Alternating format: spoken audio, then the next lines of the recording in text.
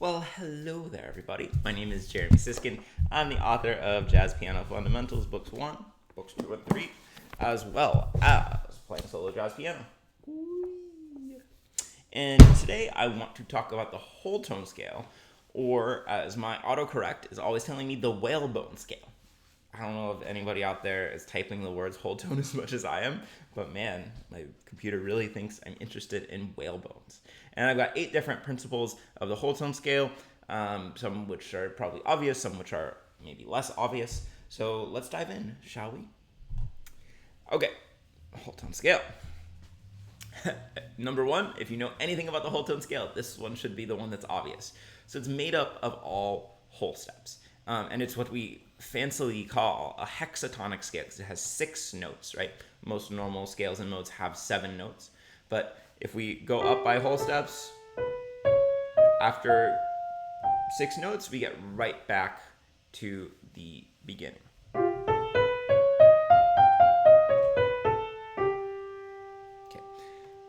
And so this is what we call a symmetrical scale because there's a repetitive pattern of intervals. Everything is a major second. And because it's a symmetrical scale, there are only 2 whole tone scales. Great for practicing.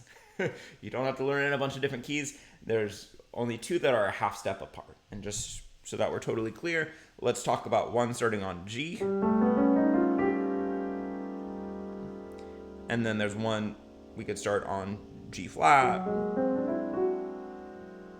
But there's one starting on G we could call the G whole tone, or the A whole tone, or the B whole tone, or the C sharp, etc. It's a very simple scale like that. Oh no, I'm giving away everything. Okay, so number 3, it's associated with Debussy, Ravel, and Monk.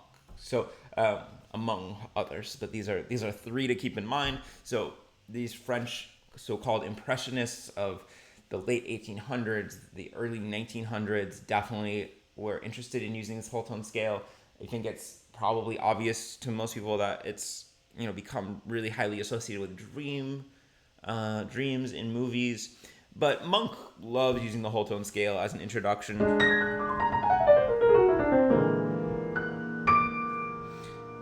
It's definitely one of his favorite sounds as well. You'll hear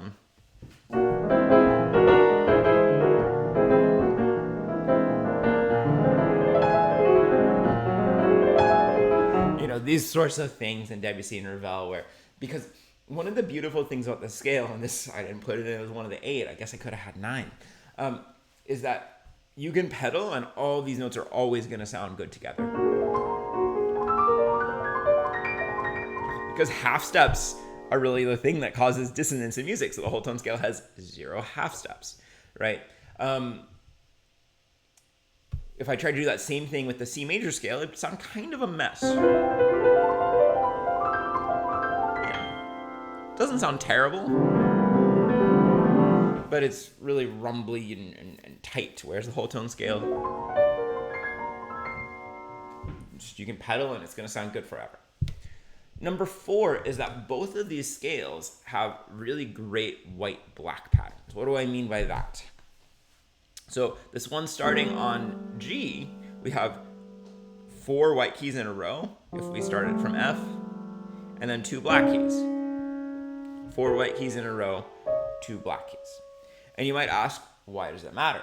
Well, one of the things that I like to do if I'm playing a fast kind of flourish is that I will use both hands, and I'll put one of my hands on the white keys, one of my hands on the black keys. So I might put my right hand on this group of white keys each time, and I might put my left hand on the group of black keys each time, and then I can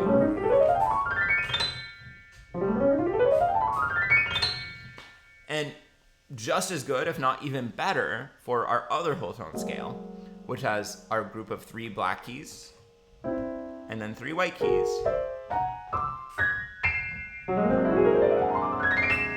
It's nice to not have to use either your thumb or your pinky at all. I could just use 2, 3, 4, 2, 3, 4, 2, 3, 4, 2, 3, 4, 2, 3, 4. So that's pretty nifty. How do we use the whole tone scale in jazz? So we can use it with a dominant 7th, sharp 5, or dominant 7th, flat 5. But I will say, be warned that the whole-tone scale is generally going to draw attention to itself. It's going to be somewhat of a shocking scale in most contexts. So if we're playing a 2-5-1,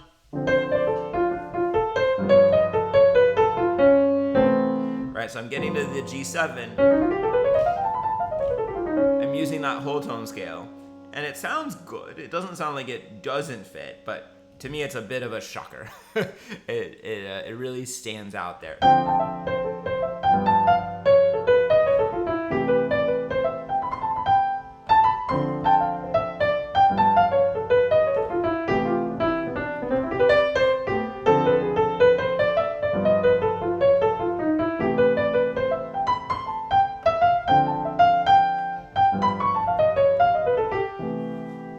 Okay, so if you're trying to not draw attention to yourself, the whole tone scale is probably not going to be used a lot in an improvising context. But if you want to do something really colorful, then this will be really nice.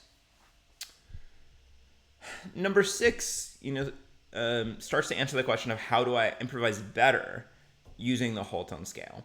And whenever you're approaching the scale, I always recommend that you separate it into triads, because this gets you out of this just scalar thinking, just one note to the next. And when you divide the whole tone scale into triads, unlike the major scale where you get some major triads, some minor triads, a diminished triad at the end, the whole tone scale only has one type of triad, and that's an augmented triad. So if we're thinking about the G whole tone scale,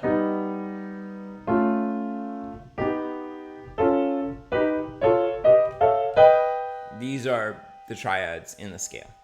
And a couple of ways I'd suggest practicing those. Let's do it from the top going down, but of course you could do it from the bottom going up. We'll just be arpeggiating each triad.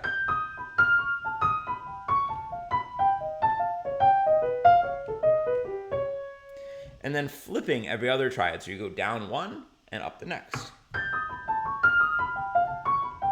So finger, what would the word be? Finger twister,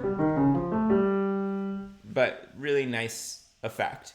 And you could also double the top or bottom note.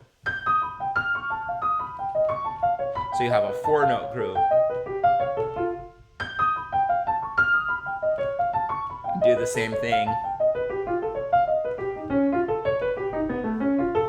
which is kind of cool.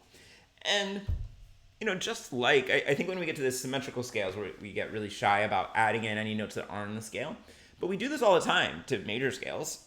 So you could try the same thing and put in a half-step lower neighbor.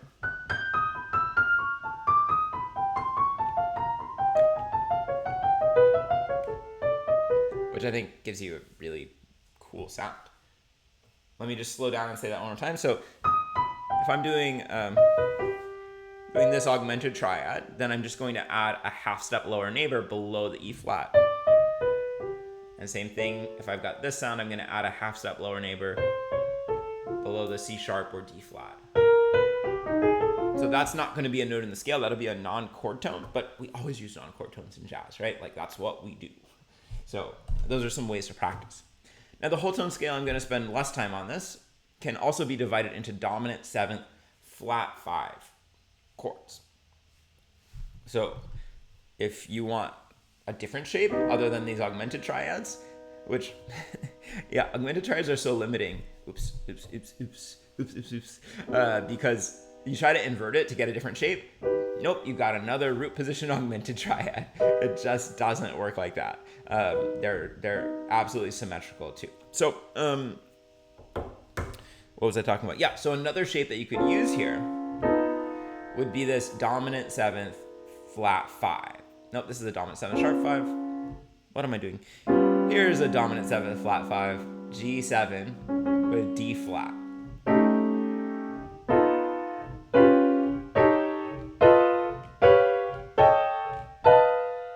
So that could be another shape that you practice within this scale.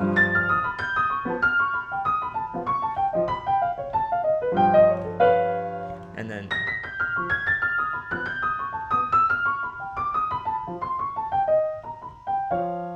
pretty cool. Okay, number 8. My screen doesn't want to show you. So number 8 is that the whole tone scale is different than the augmented scale. And I bring this up because these are two scales that we associate with augmented chords. But these are two totally different scales. They're both symmetrical scales. And the augmented scale alternates between a major third and a half step. So, right, whole tone scale, it's that. Augmented scale,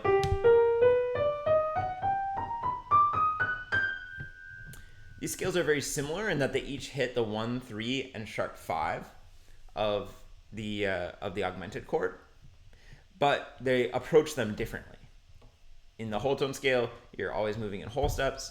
In this augmented scale, you're approaching each note by a half step. So these are scales that could be used for some similar functions, but they're very different sounding scales. All right, folks, that's it for the whole tone scale. If you like talking about these kind of symmetrical scales and these really colorful things you can do over chords, you might enjoy Jazz Piano Fundamentals Book 3. If you made it this far in the video, say something about a whale or a bone, because like I said at the beginning, I'm always getting auto-corrected from whole tone to whale bone. Okay, have a good one, everyone.